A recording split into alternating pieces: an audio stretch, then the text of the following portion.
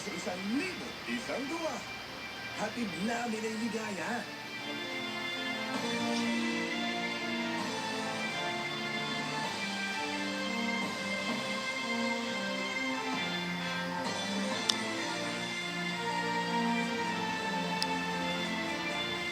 Ang tahanan ng Itbulaga. Ang tahanan ni Marie.